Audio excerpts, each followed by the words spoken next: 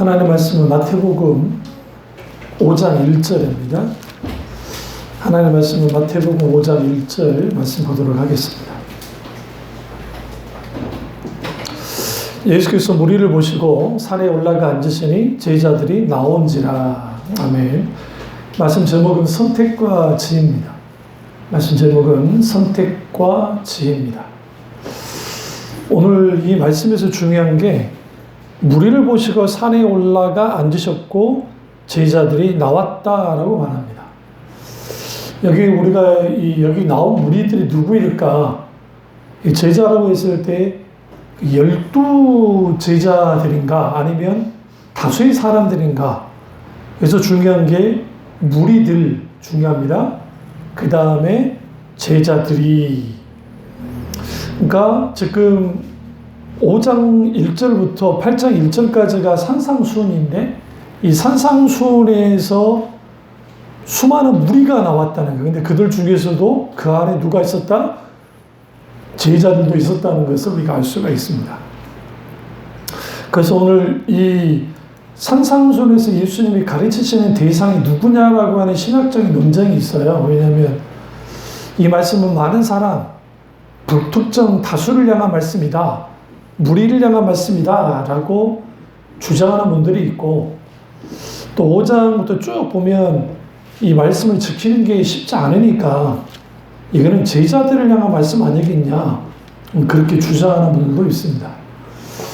중요한 거는 내가 이 산상수훈의 말씀 앞에 섰을 때 무리냐 아니면 내가 제자냐 이게 중요합니다. 그러니까 나라는 사람 무리인가 아니면 나라는 사람은 제자인가? 제자는 따르는 사람입니다. 무리는 말 그대로 구경꾼인 무리가 될 수 있죠. 그리고 그 무리들은 자기들의 편의에 따라서 자기의 어떤 욕심과 자기들이 원하는 것을 얻기 위해서 따라가는 사람들이고, 그러나 제자는 예수 그리스도 그분을 사랑하고 그분을 원하기 때문에 따르는 사람들, 여기에서 무리와 제자가 나눠집니다. 그래서 내가 무리인가 제자인가, 그래서 책 가운데 팬인가 제자인가, 제자인가 팬인가라고 하는 책이 있는 것처럼 내가 팬으로서 예수를 믿고 있냐 아니면 내가 제자로서 예수를 믿고 있느냐, 여기서 완전히 달라집니다. 말씀 제목처럼 선택, 우리가 무엇을 선택하느냐에 따라서 우리 인생이 달라집니다.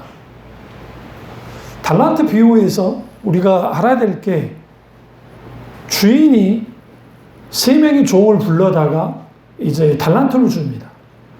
한 사람한테는 5달란트를, 또 다른 종에게는 2달란트를, 또 다른 종에게는 1달란트를 줍니다.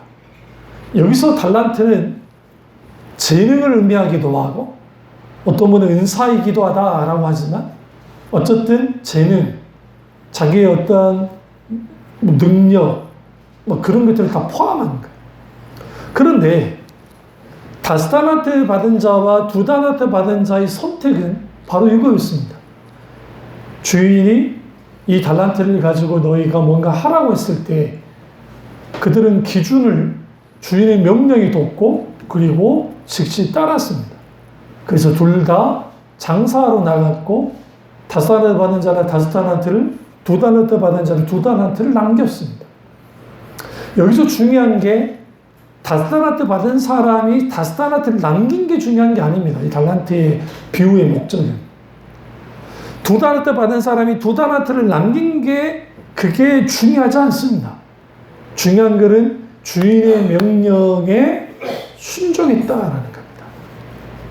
반면에 1달란트 받은 자의 선택이 좀 달랐습니다.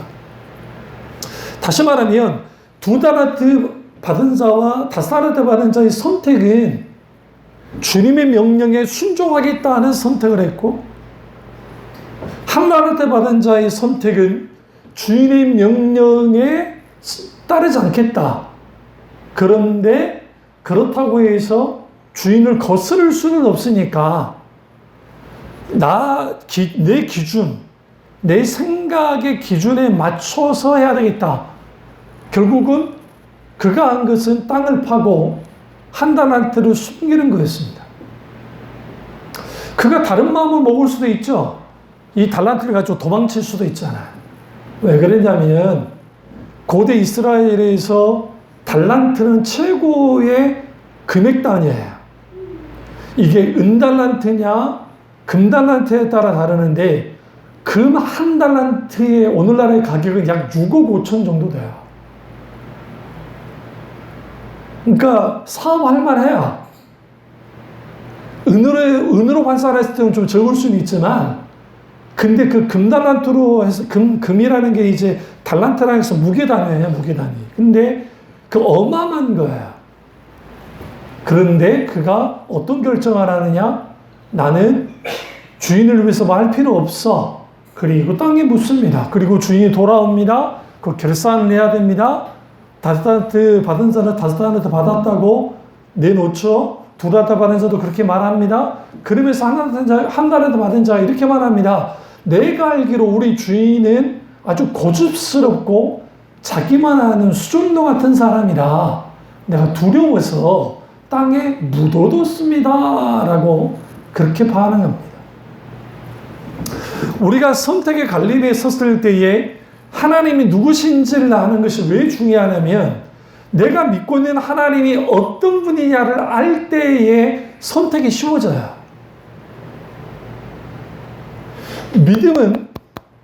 믿음은 내가 하나님을 믿는다 할 때에 오늘날에 어떻게 믿음을 정의해놨냐면 믿는다는 것은 우리가 완전히 확실하게 믿는 거야. 하나님을 확실히 믿어야 돼. 조금도 의심하면 안 돼. 의심하지 않는 믿음을 가져야 돼. 그러니까 우리는 하나님을 믿게 해달라고 해야 돼.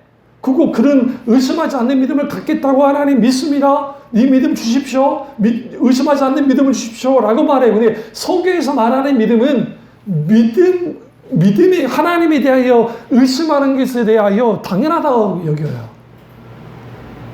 하나님을 의심하라는 게 아니라 믿음은 하나님께로부터 주어지기 때문에 인간은 기본적으로 하나님에 대해 의심하게 돼요.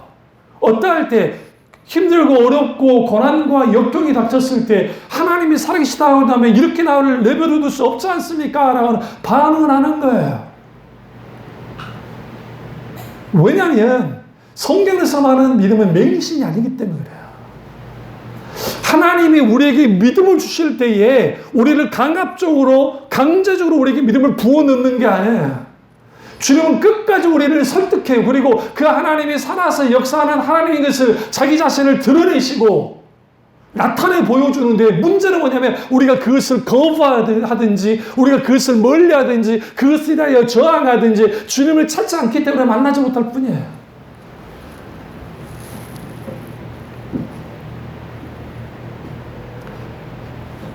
신념 체계로서의 믿음을 갖고 있으면 이게 적극적인 사고방식이나 번영주의적인 분들이 그런 식의 믿음을 이해해야 신념이 믿음인 줄 착각을 한다고요. 내가 하나님을 믿어. 기독교 근본주의자들 아주 믿음이 좋은 것처럼 여겨져요. 왜 그러냐면 성경은 1.1획도 변함이 없고 오류가 없고 우리는 성경대로 살아가야 되고 성경 말씀을 믿습니다 라고 하는데 정작 인격체신 하나님이 살아서 역사한다는 사실적인 실제적인 하나님을 경험하여 아니냐고요. 바리새인들은 하나님이 살아계시다고 믿었다고요. 근데 그들은 하나님의 살아계심을 경험한 적이 없어요. 신념 체계로는 경험을 안다고 생각했어요. 지식으로 알아요. 관념을 알아요. 소위 말하는 종교적인 어떠한 그 종교심으로는 하나님을 믿는다고 생각했고 실제로 그들의 열심은 대단했어요.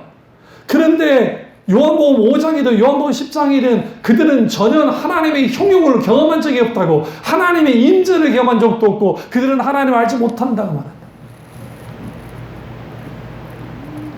왜 그러느냐?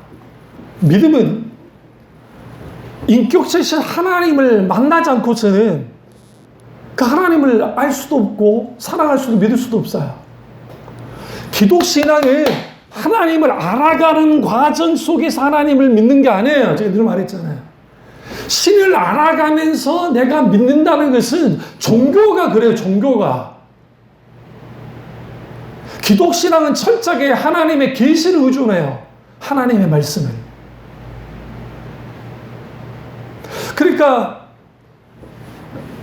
내가 하나님을 알아야지. 하나님 알아야지. 이렇게 알아야지. 하나님 알아야지. 내가 어느 단계까지 알고 이렇게 뭐 소위 그렇게 해서 하나님 알아가겠다고 하는 소위 그런 것들은 이방 종교의 영성훈련을 연합받은 거예요. 소위 말해. 하나님 그분이 우리에게 찾아와 나타내 보여주셔야 돼요. 그러려면 주님을 찾아야 돼요. 끝까지 찾아야 돼요. 찾아와 나를 만나달라.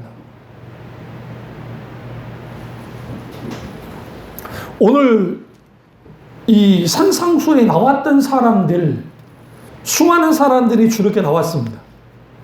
그리고 그들의 기도와 달리 예수님께서 너희는 선택하라라는 거예요. 그 대신 여기 지혜가 굉장히 중요해요. 지혜. 그러니까 선택과 지혜니까 말씀의 제목이. 그러면 예수님 그분이 이 말씀을 하심을 통해서 복의 정의 자체도 복의 정의, 그러니까 복이 있나니 마카리우스 헬라어로 이것을 우리가 성경을 이것을 시편을 읽을 때에 시편은 사실상 구약 성경 전체를 딱 다루고 있어요. 총 5편이 갖고 5편. 묶음이 5개라고요.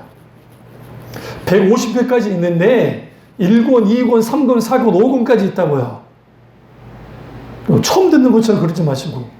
여러분 성경 읽으면 1권 나오잖아요. 그 다음에 2권 나오잖아요. 시편을 쭉 읽어보세요. 그러면 1권 있고 2권 있고 3권 있고 4권 있고 5권이 있어요. 앞에는 이걸 아나크라고 하는데 앞에는 모세오경과 관련된 창세기, 출애굽기, 레위기, 민수기, 신명기와 관련된 시편이 나와요. 근데 시편 1장의 첫 번째 출발이 뭐예요? 아슈레 복이 있나니. 하나님이 천지 만물을 창조하시고 가장 먼저 하신 게 뭐예요? 복이 있으라. 그냥 나온 게 아니에요. 지금 예수님이 이 말씀을 통해서 마치 모세가 시내산에서 하나님의 말씀을 율법을 받고 십계명을 받으면서 주님의 말씀을 받고 이스라엘 백성에게 가르치듯이 예수님이 산에 올라서 지금 하나님의 천국, 하나님의 백성들을 향해서 아슈레 복이 있나니. 뭐가 복이 있어요? 이들이 외용조로 갈 때 다 가난에 찌들어 있었는데 99.9%가 다 정말 절대 빈곤 상태에 살았어요. 이 사람들이. 그리고 예수님께 나온 이 무리들은 정말 가난한 무리들이었어요. 근심 걱정, 수고함, 여러 문제들, 고통이 있었단 말이에요. 그 속에 나온 자들에게 심령이 가난한 자를 복이 있나니 천국이 저들의 것이며. 여러분 그게 들리겠어요?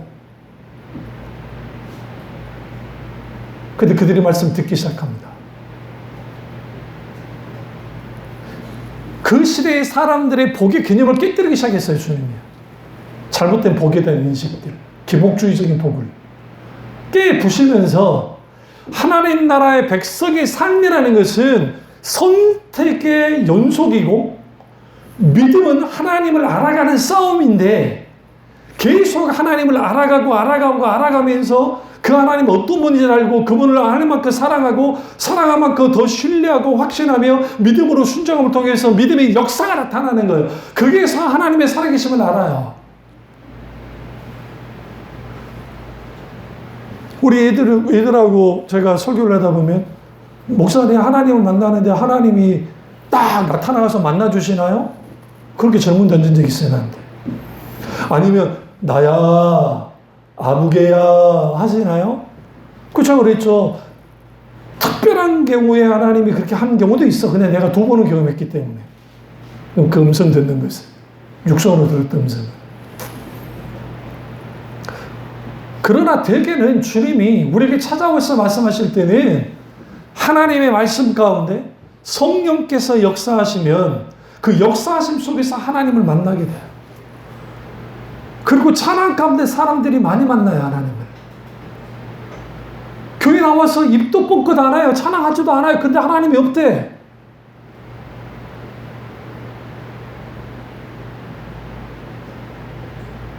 말도 안 되는 거예요. 설교 말씀에 귀를 기울이지도 않는데 하나님이 없대. 기도를 하지도 않는데 하나님이 없대. 무신론은, 불신앙은 하나님이 없기를 바라는 거예요. 내 마음이 동해야 찬양하지, 내 마음이 동해야 기도하지, 내 마음이 동해야 소위 말 말씀 듣지. 그게 교만이에요. 그게 오만함이고. 그런 사람들은 절대로 하나님 만날 수가 없어요. 그래서 하나님이 그들의 아집과 고집을 꺾기 위해서라도 주님을 허용을 해요. 인생 막대기와 채찍을 허용을 하신다. 고난도 허용을 해요. 하나님이 그렇게 만든 게 아니에요. 본인이 만든 거지. 야곱의 고난을 하나님이 만들었나요? 야곱에 있어요. 요셉은 좀 달라요. 요셉은 요셉이 실수해서 한 게 아니에요. 잘못된 게 아니라, 물론 그가 고자질하고 아버지 사랑을 독차지한 게 문제가 됐긴 했지만, 그게 요셉이 잘못해서 그렇게 고난받지는 않았어요. 그건 하나님이 다루는 과정이에요. 그런데 요셉을 그렇게 하나님이 다뤄놓지 않았으면 요셉이 교만한 자로 끝났을지도 몰라요.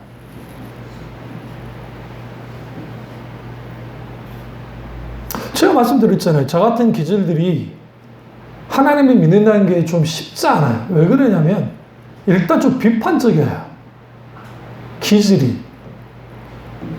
사고 기질이.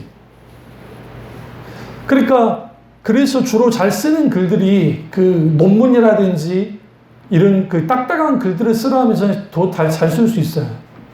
요즘에 제가 막 소설도 쓰고 뭐 대본 작업도 하고 막 하니까 이제 그쪽에 좀 발전을 해서 그렇지, 과거에는 뭐 교수님들이 뭐 작은 소논문을 써라 아니면 뭐 논문을 해라 하면 그게 나는 그렇게까지 어렵진 않았어요.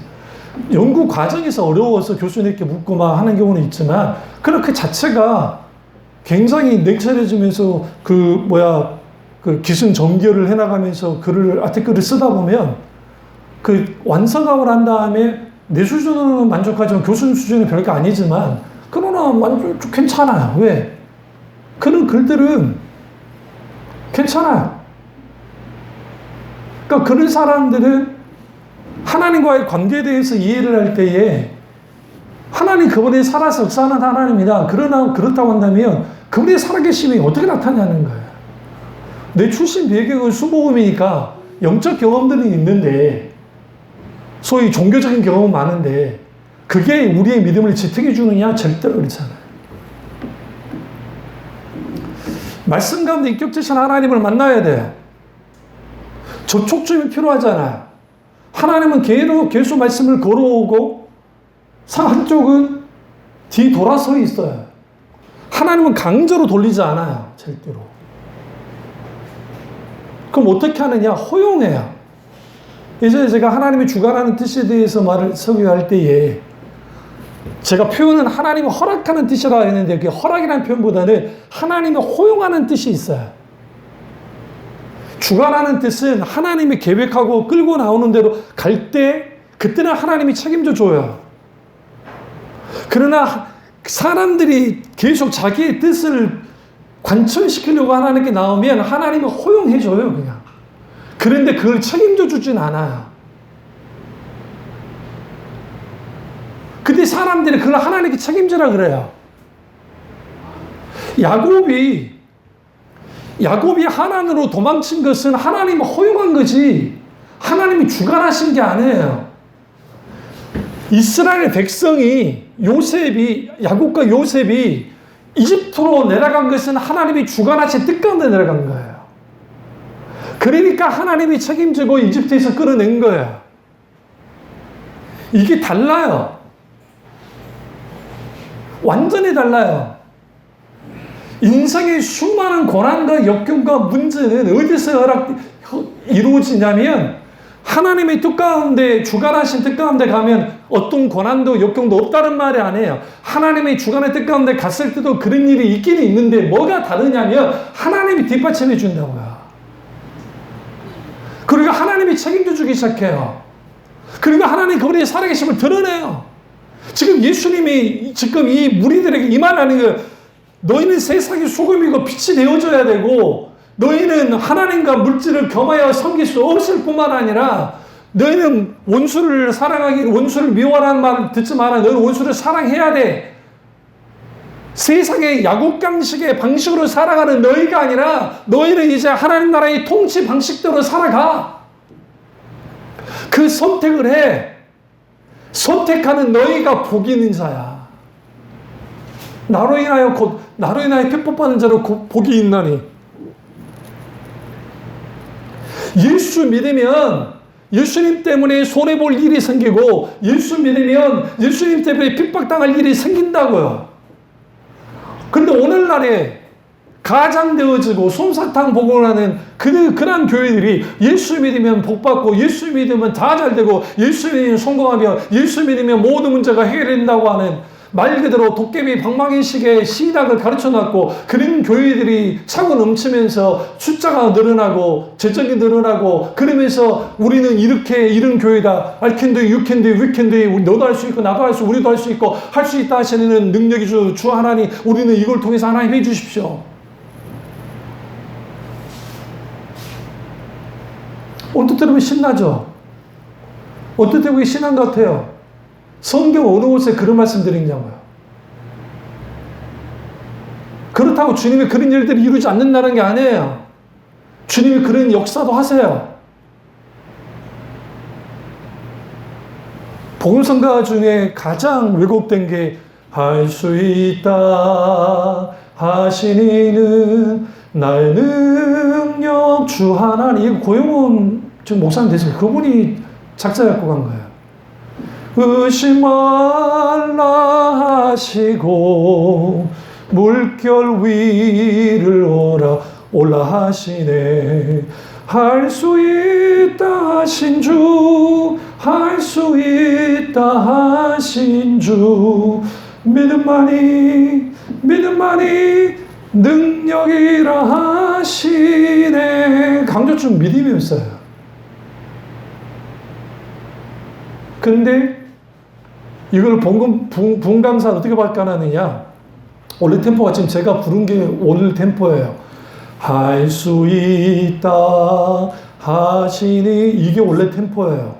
근데 어떻게 발간했어요? 할 수 있다 하시니는 나의 능력 주 하나니 내게 강과 대표가 참 피 흘리신 예수의 사랑 안에서 불로 충만하게 하옵소서. 주여 할 수 있다 하셨습니다. 하나님 해주시옵소서. 믿음으로 해주시옵소서. 그게 아니라고요. 그 부분에 대해서 고용원 한참 몇십 년 전에 이 부분에 대해서 한탄한 적이 있어요. 그런 식으로 작사한 적 없다고 그랬어요. 우리가 할 일은 믿음을 앞서고 가자는 거예요. 주님이 할 수 있다 하셨으니까. 우리는 한 걸음 한 걸음 믿음으로 나갑시다 라는 차원인데, 믿음이 있으면 모든 것을 할 수 있다. 할 수 있게 되면 무슨 말이냐? 믿는 자에 능치 못함이 없느니라.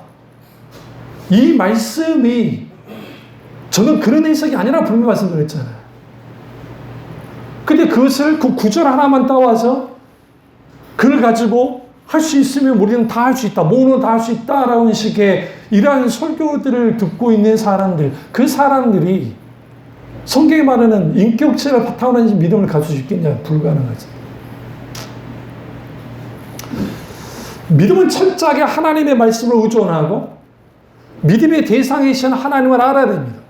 그래서 산상수훈에서 오늘 여기서 나오는 이 모든 말씀은 예수 그리스도 그분이 누구신지를 분명히 드러내고 있어요.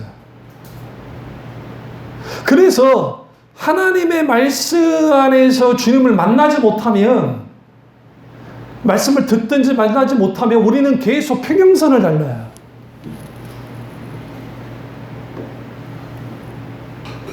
왜 주님이 누군지를 모릅니까? 그럼 또 이거예요. 하나님이란 일을 이렇게 하는 거야. 당신이 하나님이시니까 나를 책임져 줘야 될 거 아닌가? 왜? 당신이 창조주라며. 그리고 당신은 구원자라며. 그 당신은 나를 책임져야 돼. 내가 믿어줄게. 믿습니다. 이게 뭐냐? 이게 뭐냐? 종교예요.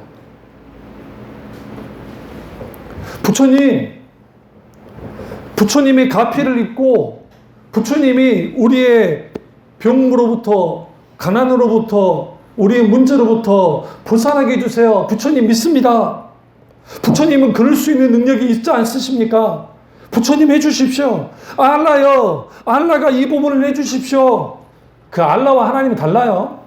분명히 말씀드리지만 뭐 그들은 알라가 성경이 야훼에서 나왔으니까 알라 아니요. 그들이 믿는 알라는 하나님이 아니에요.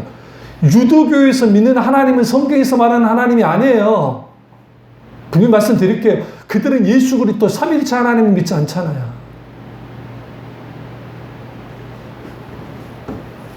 모든 종교도 마찬가지예요. 당신 신이니까 신으로서 당신 일을 해. 내가 믿어줄 테니까. 이런 것을 기독교인들 중에서 상당수가 갖고 있어요.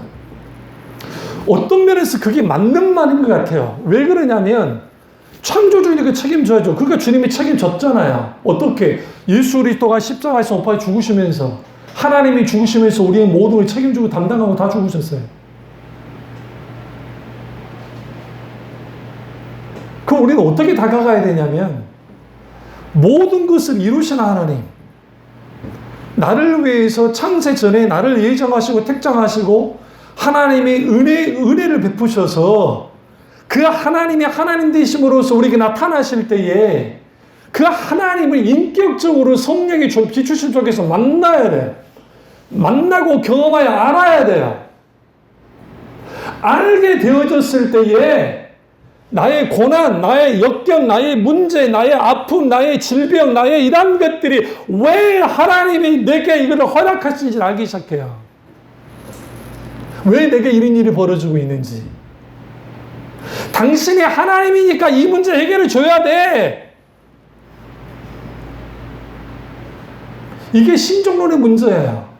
과연 하나님이 정의로운 분인가? 기독신앙은 고통이라는 문제에 매여있는 종교가 아니에요. 굳이 종교로 표현하면.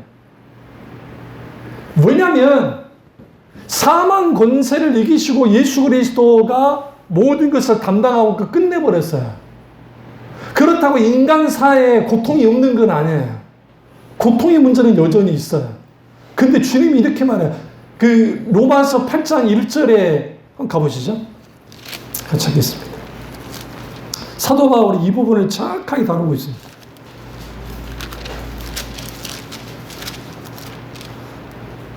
8장 1절 2절까지 보겠습니다. 그러므로 이제 그리스도 예수 안에 있는 자에게는 결코 정죄함이 없나니 이는 그리스도 예수 안에 있는 생명의 성령의 법이 죄와 사망의 법에서 너를 뭐 했다? 해방하였습니다. 죄와 사망의 법에서 우리를 해방시켰어요. 누가 해방시켰어요? 예수 그리스도 그분이. 그러니까 그 말도 안 되는 가게 흐르는 저주 같은 그 말도 안 되는 소위 그걸 주장하는 사람들 웃긴 거예요. 여러분 아버지의 죄를 자식에게 묻지 않아요. 하나님이. 무슨 지 아세요? 연자제 구약에는 물었어요. 아버지의 죄를 자식들에게 물었다고요. 왜? 조상의 죄가 있을 때 연대로 주님이 4대까지만 멸했으니까. 근데 그 구약도 고라가 반역을 일으켰잖아요. 고라가. 모세 사촌 형이에요. 고라가 반역을 일으켜서 대적을 했단 말이에요. 하나님이 얼마나 화가 나셨으면 땅을 갈라서 그들을 불을 태워 죽여버렸다고요. 그들을. 근데 그 자손을 다 멸했나요? 하나님이? 아니에요. 다 멸하지 않았어요. 하나님 남겨뒀어요. 이후에 어떻게 됐나요? 레위 지파의 대제사장 가몰이 타락을 하니까 타락을 했는데 같은 레위인이에요. 고라 자손이. 고라 자손은 뭐가 딱 꼬리표가 달려요. 고라의 반역. 올라가면 역적의 후손들인데 그들이 세월이 흘러서 딱 봤더니 그들이 하나님 앞에 정직하게 서 있었어요. 그러니까 하나님 어떻게 합니까? 고라의 자손들이 레위 지파, 특별히 아론의 가문에 있었던 것들을 대신하게 만들어버려 하나님께서. 여기에서 우리는 뭘 깊이 봐야 되냐면 선택하라는 거. 주님이 지금 산상수훈에서 너희가 원수를 용서하고 맹세하지 않고 그리고 구제를 은밀하게 하고 주님께 이렇게 기도하고 우리가 이렇게 얼굴로는 섬김을 하며 정말 말씀 위에 반석 위에 뭘 쌓고 믿음의 집을 짓고 이렇게 온전히 살아요. 주님이 계속 말씀하고 있어요. 그럼 우리는 선택을 해야죠. 뭘 선택해야 돼요? 주님의 말씀 앞에 내가 그 말씀에 선택하여 서는 거예요. 그리고 우리는 이렇게 서야 돼요. 하나님이 믿어지지 않으면 정말 하나님이 살아계시다고 한다면 내게 나타나 달라는 거예요. 그거 틀린 거 아니에요. 저도 그랬으니까. 어린 시절부터 교회를 떠나지 않았던 내가 초등학교 3학년 때 하나님을 만났던 형. 그러나 나는 중학교 2학년 때까지 주님의 살아계심을 경험한 적이 없던 저였어요. 아니 그 전에 초등학교 5학년 때 내가 죽을 뻔하다가 속에서 드는 음성을 들었음에도 불구하고 성우가 건너지 마라 난 건너면 죽는다는 음성을 들었음에도 불구하고 이게 밖에서 들린 건지 내 안에 들린 건지 모르지만 우리 어머니가 내가 그러다가 죽을 것 같으니까 내 이종 사촌 누나 그때 고등학생 누나를 우리 집에 오게 해가지고 나 저기 밖에 못 나가게 하고 하고 동네 사람들 저러다가 아들 죽겠다고 우리 동네에 한 2명이 죽었거든요. 내 또래 애들이. 하나님이 그때 나를 하지 않았으면 전 그때 죽었을 거예요.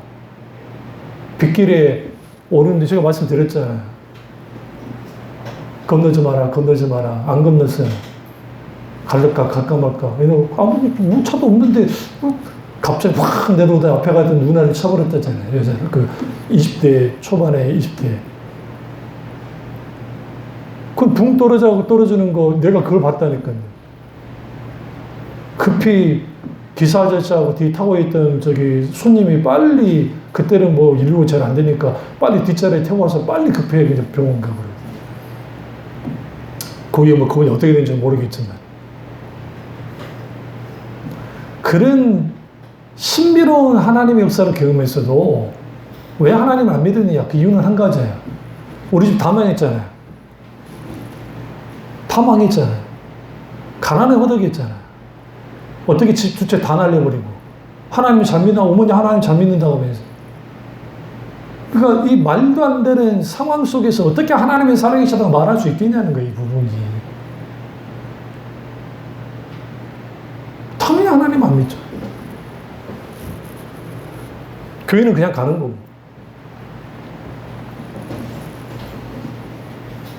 근데 그분이 찾아왔어요.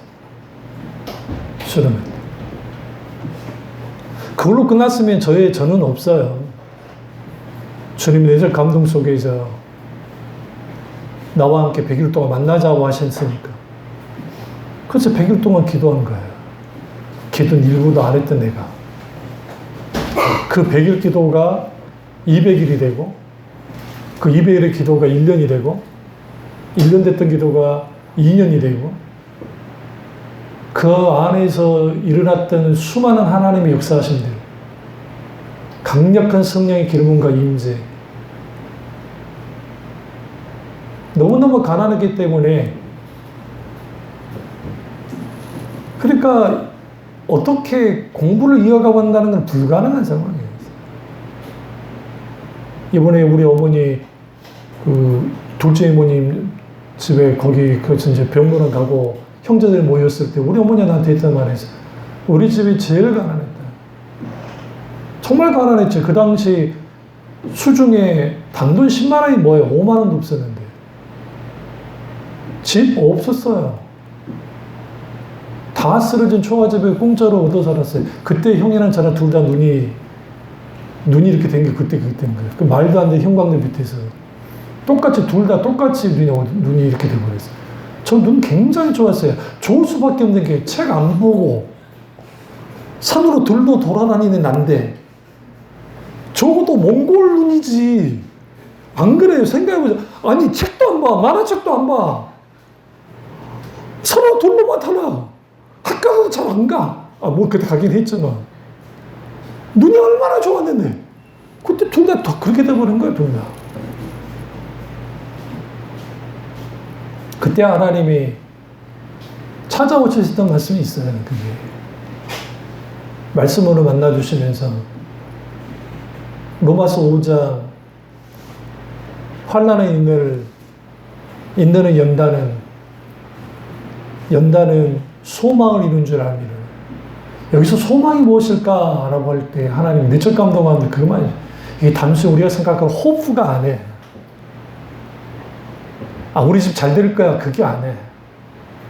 하나님 나라가, 하나님 그분이 나를 향한 진정한 소망이 되어 주셨어요. 깜깜한 그 초가집 풀이 있는 거기에 나가서 하늘을 쳐다보는데 반짝반짝 빛나는 그 별들 속에서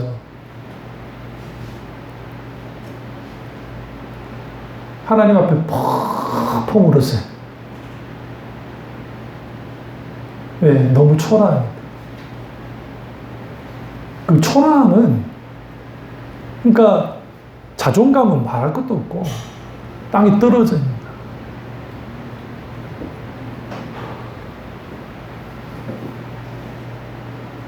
그러면서 불렀던 게 어렸을 때 들었던 찬양 십자가 십자가 내가 처음 볼 때에 나의 마음의 큰 고통 사라져 오늘 믿고서 이제 중요해요. 오늘 믿고서 내 눈 밝았네 참 내 기쁨 영원하도다. 갑자기 기쁨이 확 그때는 그게 기름 부음인지도 몰랐어. 막 뜨거운 게 쏟아지기 시작하는데 이게 감당을 못하니까 교회로 달려간 거예요. 옛날에는 교회들마다 문들을 다 열어놓고 있었거든. 기도 안 하고. 거기서 하나님께 울면서 쭉 기도하는데 포근히 안아주시면서 아들아 내가 사랑한다. 그래서 달라진 거예요. 책 하나도 보지 않고 그 멍청이 같은 내가 달라져야 시작하면서 그렇게 바뀌어지기 시작합니다. 그 선택이라는 게 뭐냐면 하나님께서 우리에게 찾아오셔서 여러 방면으로 말씀하세요. 그래서 환경으로도 말을 해요. 너 이 정도도 내게 이런 데도 내게 안 오니? 사람을 통해서 말씀하세요. 너 이런 데도 안 오니? 우리의 건강에 어떤 근거든 아니면 여러 가지 너 이거 이러잖아.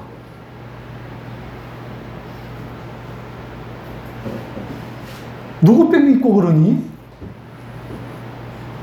예수님께서 지금 이 수고하고 무거운 짐을 지고 있는 이 모든 사람들에게 이 말씀하고 있는 너네도 와서 할 게 있어. 그게 뭐냐면 이제는 하나님 나라의 통치와 다스림 안에 들어와야 돼. 너를 선택해.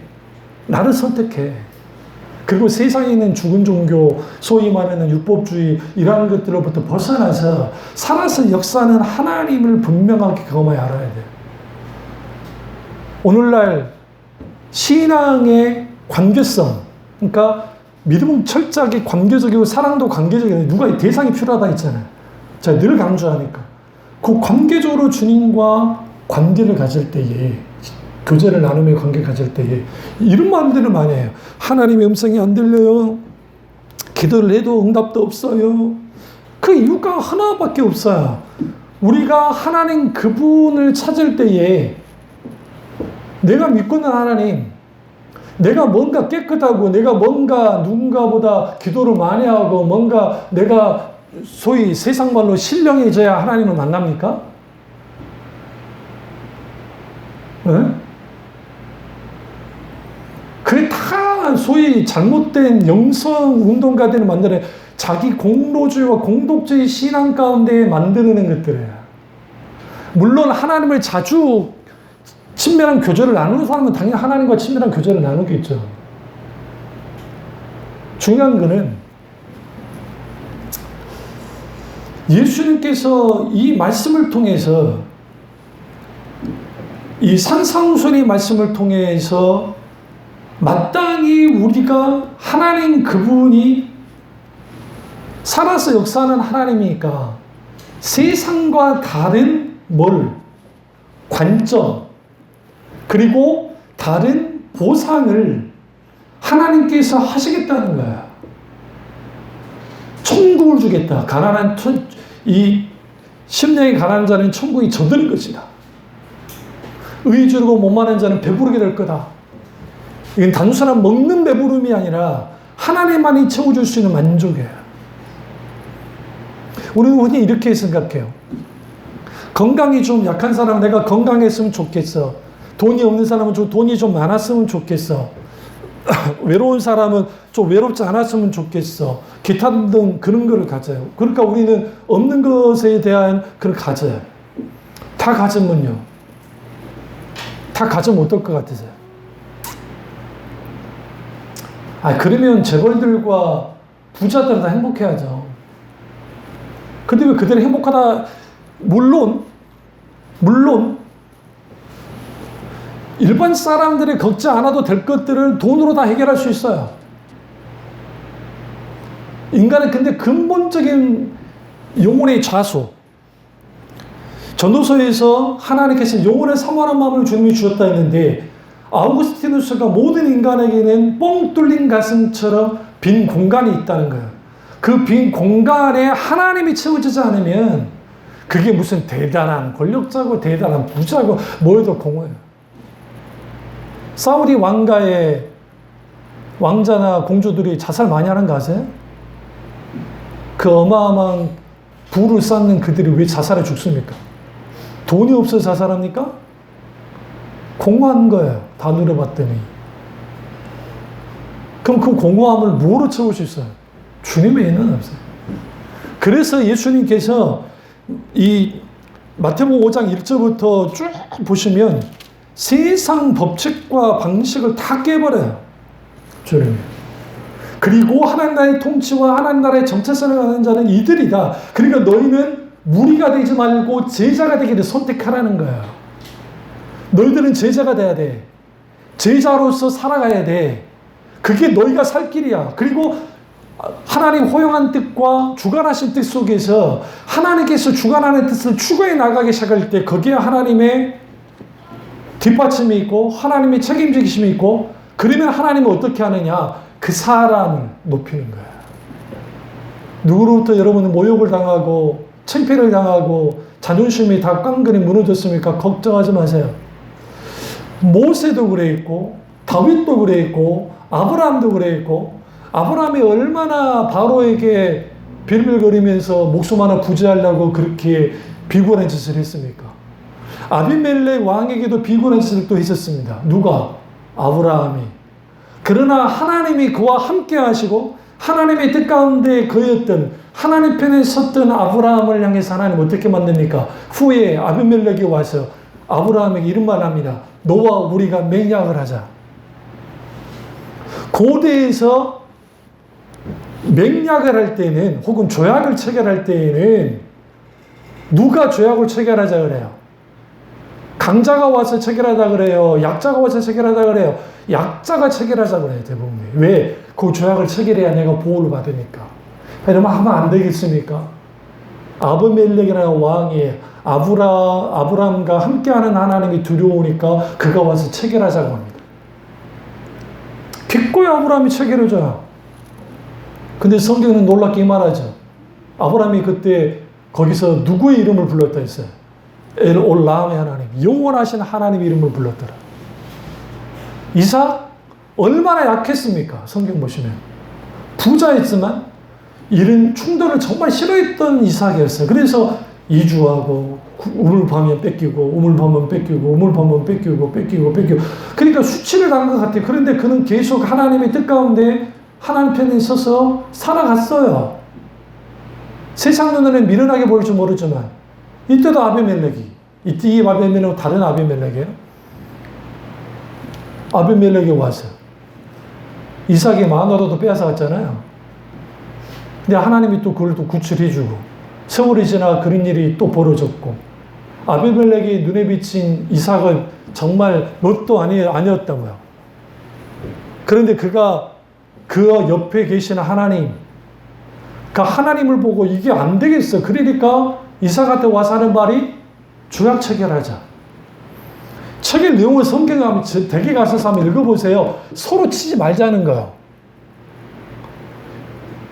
아니 지금 무슨 아브라함은 그나마 칼잡이들이 있어 그러지 이삭이 무슨 칼잡이들이 있습니까? 누가 있습니까?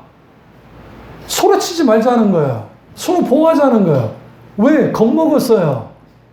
누구 때문에? 하나님 때문에. 하나님이 다윗을 높이는 일, 엘리야를 높이는 일, 세례 요한을 높이는 일, 이사야를 높이는 일, 하나님이 높이는 일들은 언제 일어나냐면 우리가 여러 삶을 살면서 수치를 당하고 뭔가 다 무너진 같은 때가 있을 수 있어요. 그런데 내가 꿋꿋이 하나님 편에 서서 하나님과의 관계 속에서 내가 하나님 편에 서는 선택을 통해서 그렇게 신앙생활 나가기 시작할 때 너로 보기에는 별거 아닌 것 같지만 하나님은 그걸 통해서 이렇게 세웁니다. 높이신다고요. 그 하나님의 높이심을 통해서 하나님의 영광을 받으시고 그 높임을 통해서 그 사람을 통해 그 사람을 보고 하나님의 살아계심을 알게 돼요. 사람들이 믿게 돼요. 이게 여러분의 가정과 저와 우리 교회와 이러한 일들이 일어나야 돼요. 그 속에서 우리는 그렇구나. 그러면 지혜는 뭐냐? 결국 우리 지혜는 하나님이 우리에게 뭔가를 결정하라 하실 때에 주로 내 생각과 내 방법과 내 계산에 맞는 식으로 하는 경우는 거의 없어요.